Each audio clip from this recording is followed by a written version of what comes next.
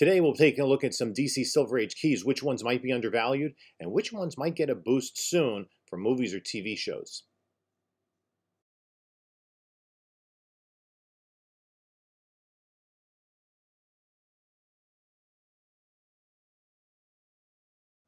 Hey comic book community, this is Jim from Bronzeville Comics, and today we're going to take a look at 20 intriguing DC Silver Age keys. These are books that if I don't already have, I may be hunting for, and I may be hunting for them right now, because when this video drops, I will be either online or on the floor at the New York Comic Con. So these are books that I might be looking for at the right price, and they're books that mostly are attached to properties that are upcoming in either HBO Max, on other TV properties, or potentially feature films that DC has. Now, we know that DC Cinematic Universe is not as strong as Marvel's. I determined this list from DC Comics published between 1956 and 1969, the Silver Age of comics. And I only included DC Comics. I did not include any Blue Beetle or Peacemaker because they were under the Charlton imprint that DC acquired in the mid-1980s. So they were not DC Comics, they were Charlton Comics. We do a whole separate thing about Charlton. And they're not necessarily the top priced books. What I did do was I took the cover price, average most recent sale in a 9.0, which is very hard to acquire for some of these books. That's how I ranked the books. There are other books that probably have more expensive 9.0 sales, but these are the books that I thought of as keys, and keys that have immediate room to grow, because they could be part of properties we're going to see on HBO Max, potentially CW, or in a feature film. So let's start with number 20. And number 20 is Strange Adventures number 205 from October of 1967, the first appearance of Deadman. And at a 9.0, it sold in November for $1,149. So that's almost a year ago, before things bumped up. So that's probably a soft price at a 9.0 grade. More recent sale in March, an 8.5 sold for $1,560. So you would have to figure a 9.0 is probably going to be worth over $2,000. And like many of these DC keys, it doesn't come to market too often. Now, Deadman has been a big member of Justice League Dark, which DC has been having an on-again, off-again relationship with developing that property. So, and there's also announced a Strange Adventures anthology TV show. So we could see Deadman a part of that. I think it's going to be sooner rather than later that we will see a Deadman on screen. More likely the small screen than the big screen, but I think this is an enduring character, and this was his first appearance. At number 19 on our list is Green Lantern number 59, the first appearance of Guy Gardner. Now, Guy Gardner has already been cast in the Green Lantern HBO Max series. It seems as he's going to be one of the main characters. Finn Wittrock is going to be playing him. And the most recent sale of a 9.0 was back in May of $1,455. A 6.0 just sold in September. That's the most recent sale in any grade. 6.0 sold for $450. So I think that book is set for a price increase. Again, cast, we haven't seen any trailers. We haven't seen any images of the actor playing that. Another Green Lantern book comes in at number 18, and that's Green Lantern number 7 from August of 1961, the first appearance of Sinestro. A little bit of a drawback on this book is that Sinestro is not on the cover. It's pretty much a standard Green Lantern Gil Kane cover of the era. The most recent sale on a 9.0, you got to go back 8 years. In 2013, one sold for $1,554. That's a really soft number. This year, in January, an 8.5 sold for $2,200, and last month a 7.5 sold for $2,050. So I'd have to imagine if a 9.0 of number 7 came to market, it would be more than double that 2013 price at over $3,000. At number 17 on our list, we have, I need to find number 17. Nope. Oh, at number 17, I have it right here. It is Lois Lane, number 70, and oddly, it's the first appearance of the Silver Age Catwoman. That book came out in November of 1966. This came out after Julie Newmar portrayed the character on the Batman TV series. She portrayed that in early 1966. So they were pulling Catwoman from back in the Golden Age. She hadn't yet appeared in the Silver Age until this book, and it wasn't even in Batman, it was in Lois Lane. That book's been heating up a little bit recently because we do know that Catwoman has been cast in the Matt Reeves Batman film, and she'll be portrayed by who is the actress? Oh, Zoe Kravitz. Zoe Kravitz is portraying Catwoman, and the most recent sale in a 9.0 was last month, $1,600.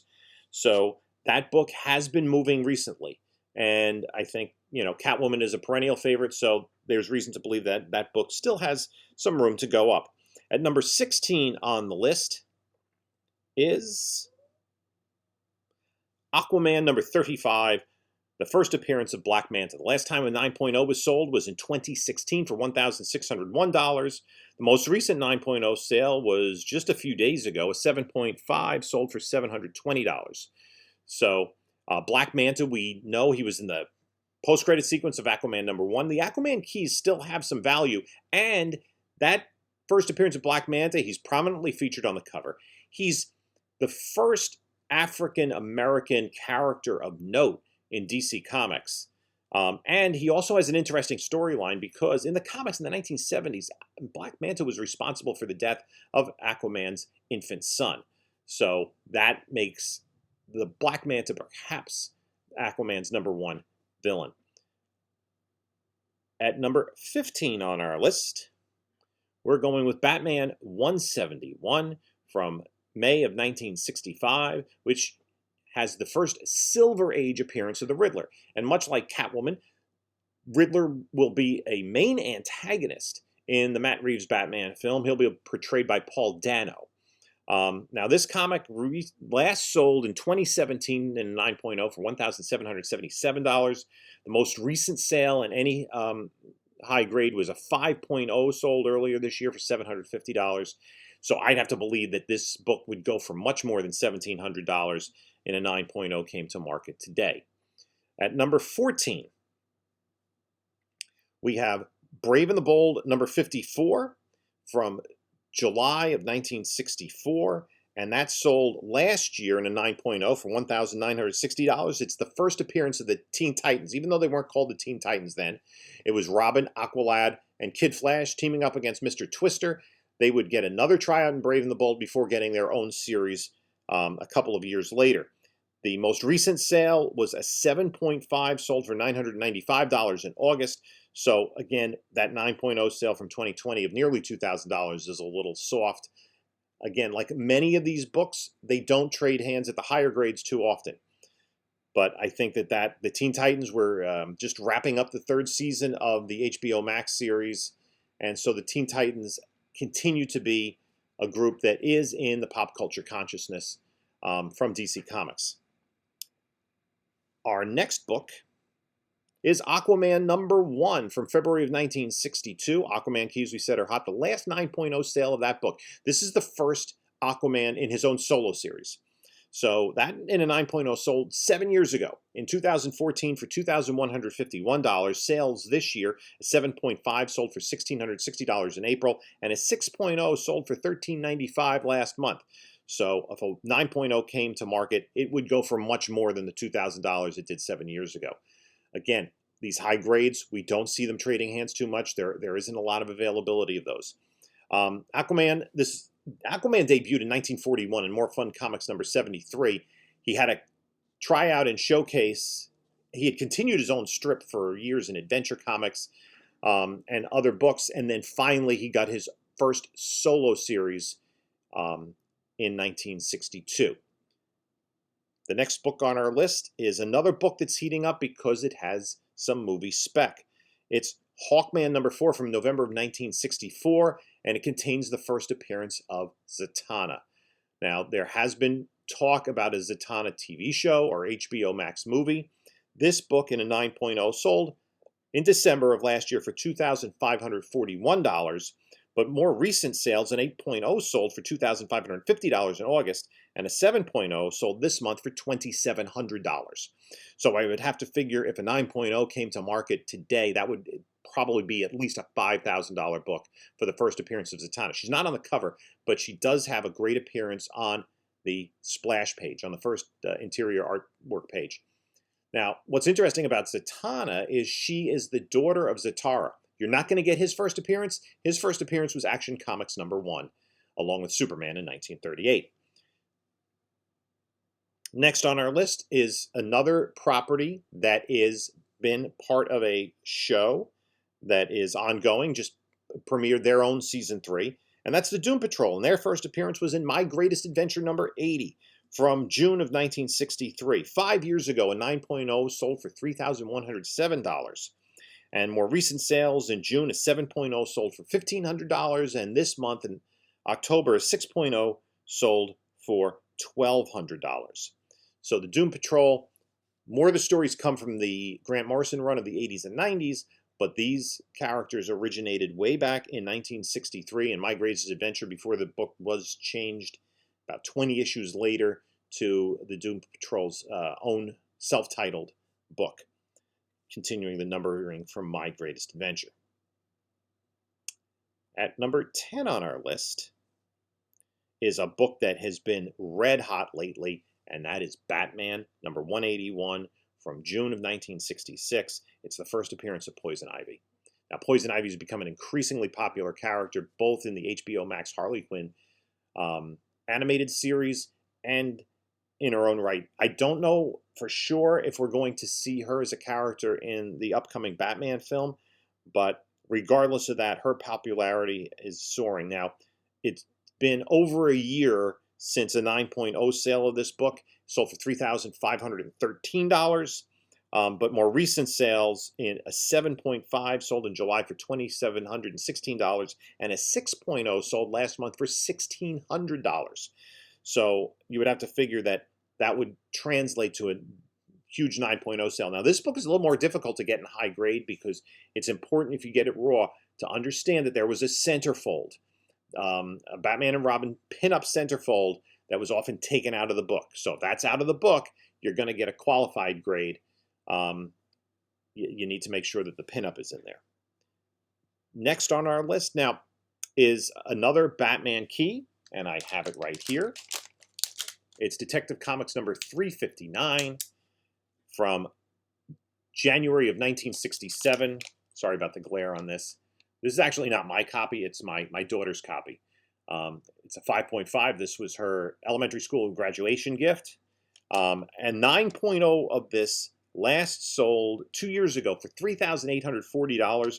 More recent sales, 9.8 sold for $132,000 in January and August. A 7.5 sold for $3,142. This book I bought for about $1,100, and it has increased in value in about the 5 months since I bought it. The next book on our list is Brave and the Bold #34 from March of 1961. This is the first appearance of the Silver Age Hawkman. And I include this on the list. 9.0 sold in 2019 for $4,560. More recent sales were a 7.5 sold for $1,400 in April of this year. Now, Hawkman is confirmed to be a character in the Black Adam movie as a member of the Justice Society. Now, since he's a member of the Justice Society, you're going to Golden Age Hawkman, who premiered in Flash Comics #1. Golden Age Hawkman was an Earthman who was the reincarnation of an Egyptian prince. The Silver Age Hawkman is from the planet Thanagar, and their history ever since Crisis on Infinite Earths has been completely confusing. But still a huge key, one of the main heroes of the Silver Age. And the Silver Age, you'll see this happening over and over again. They used the names of Golden Age heroes, rebooted them for the Silver Age, using changing their origins to more science fiction oriented. So instead of a reincarnation of an Egyptian prince, now we're talking about an interplanetary policeman. And the same is true with Green Lantern, Flash, Atom, those characters. And coming in at number 7 on our list is Green Lantern #1 from August of 1960. Almost a year ago in November, 9.0 sold. A 9.0 sold for $13,200. A 6.0 sold for $3,000 in July. That's the most recent sale in a mid grade of this book. This is the first solo titled of the Silver Age Green Lantern, Hal Jordan. It is not the most attractive cover. Okay, not is it a clown cover, but it's a clown puppet cover. So I think that does detract from the value some, but still it is a huge Silver Age key. We are getting a Green Lantern HBO Max series, and there's the potential that Hal Jordan and John Stewart, who premiered in the Bronze Age, are not going to be on the HBO Max series, that they're looking more to use them in a feature film. We did get a feature film of Green Lantern already, but hopefully we've all forgotten that. The one that starred Ryan and Reynolds as Green Lantern, Taika Waititi as Tom Kalamaku. Less said about that, the better. Now, coming in at number 6 on our list from December of 1958 is Showcase number 17, which is the first appearance of Adam Strange. Now, I'd mentioned earlier when we talked about the Dead Man book that HBO Max, when they announced that they were taking the DC properties from the DC Universe streaming service and putting them on HBO Max, they talked about 2 new series, Green Lantern, which we know quite a bit about, and Strange Adventures, that they really haven't said anything else about. Now, there's a possibility, it's DC, Warner Brothers, that's just scrapped and they didn't tell anybody about that. But it was supposed to be a anthology series. And it seems as though, using the title Strange Adventures, probably science fiction and horror characters would be prevalent there, like Dead Man, like Adam Strange. And it opens up the possibility for a huge number of DC Silver Age keys, because they're probably going to, if you're doing an anthology, you're probably going to include some fairly obscure characters in that anthology. But Adam Strange was a big part of the Silver Age. He's been an ongoing character. We saw him in live action in the Krypton television series on Sci-Fi, but I don't think he was used to his full advantage there. So, and it's also, this is a really cool, like 1950s science fiction cover, spacemen, rockets. It's, really what you would want from a science fiction cover. Next on our list is Action Comics number 252 from May of 1959. It's the first appearance of Supergirl. Now, we do know there's been talk of a Supergirl movie, but there has been confirmation of casting. Sasha Calle has been cast as Supergirl for the Flash movie. So there is, we're wrapping up the Supergirl TV series, but now we're going to see her in the movies for the second time. A 9.0 of this book sold in 2017 for just over $30,000. More recent sales this year, a 5.0 in June sold for $3,650, and a 7.0 sold in April for $6,495. So I think that is potentially a book that does have room to increase, and it's one of the few Superman-related keys that we see here. Now, I'm going to ask you a question. What is the first super team of the Silver Age? Is it the Fantastic Four? No. You're saying it's Justice League of America? No. The first super team of the Silver Age, and I guess only the third overall, is the Legion of Superheroes. They first premiered in Adventure Comics 247 in April of 1958. Superboy was the lead feature in Adventure Comics, and they introduced Lightning Lad, Cosmic Boy, and Saturn Girl. Shortly thereafter, they started to add more and more characters to the Legion mythos. Now, there's been no confirmed Legion of Superheroes property, but we are very soon going to get Young Justice Season 4, the animated series, and they teased at the very end of Season 3, while all the characters were in a diner, the waitress was wearing a Legion ring. So, and I think this is a great property to look at. There's so many first appearances throughout the Silver Age of all the different characters, and this is something that could very easily become a live-action property on HBO Max in the future. So this is a little bit of a stretch for me on this list. Most of the others are confirmed properties, but this I'm taking a little bit of a stretch in because I am a collector of Adventure Comics and of the Legion of Superheroes. Now, there were no 9.0 sales or better. The highest graded sale, according to cover price in this book, is an 8.5 in 2019 for $19,200. The the highest graded sale in 2021 was in January at 3.5, sold for $2,050. So this is a very hard book to get in any grade. And it's kind of the rarity of these DC books from the late 50s. Remember, Silver Age began in 1956, and DC was putting out comics. Marvel didn't really start their Silver Age until 1961. So the DC books are very old and very hard to come by. Moving on. Number 3 on our list is another super team, Brave and the Bold, number 28, from March of 1960, almost 2 years after the Legion of Superheroes, the first appearance of the Justice League of America. Now, this book sold in just over a year ago in 2020 for $48,800 in a 9.0. Did have a high sale. A 9.0 sold in November of 2017 for over $77,000. Other sales this year in April, a 7.0 sold for just over $11,000, and in September, 5.0 sold for $5,000. Now, we already have had the Justice League, the Snyder Cut, but the Justice League is the premier superhero team in the DC universe. Anything where you're going to group Superman, Batman, Wonder Woman, and other characters is going to be Justice League. So I don't think we've seen the last of the Justice League in the movies. I think if DC ever gets their act together, we're going to see more Justice League. Brave and the Bold is a huge key first appearance. Now, these are not sleeper keys, these top few ones. Number 2 on the list is Showcase 22 from October of 1959. It's the first appearance of Hal Jordan as Green Lantern. A 9.0 sold in 2019 for $66,000.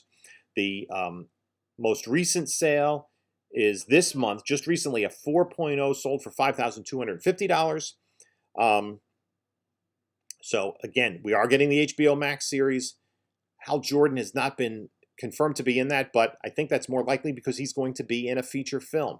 So this is a key book of the Silver Age. And the DC keys are lagging behind the Marvel keys for very good reason.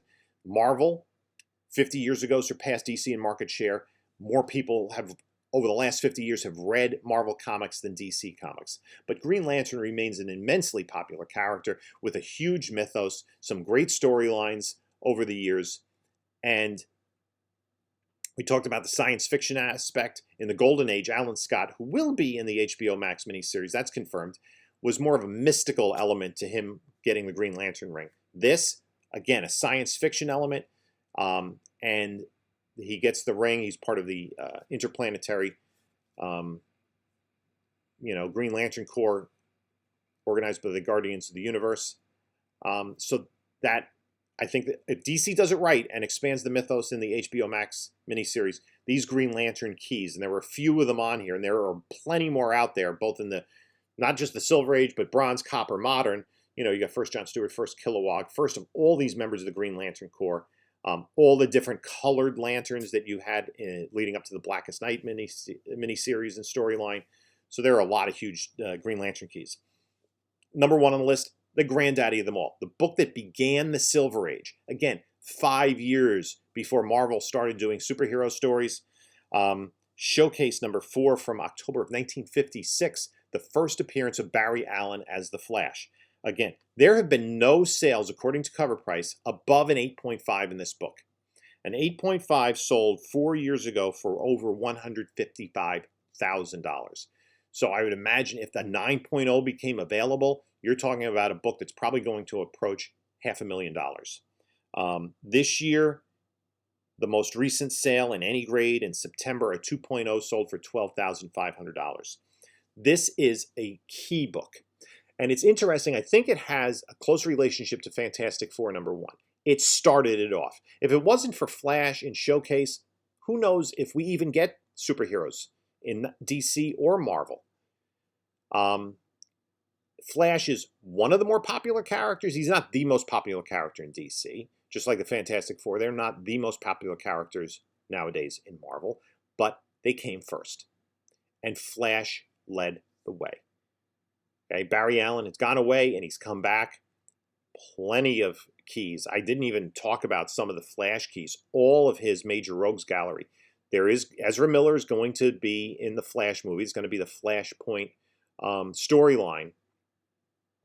Barry Allen, we've known him on the CW show for many seasons.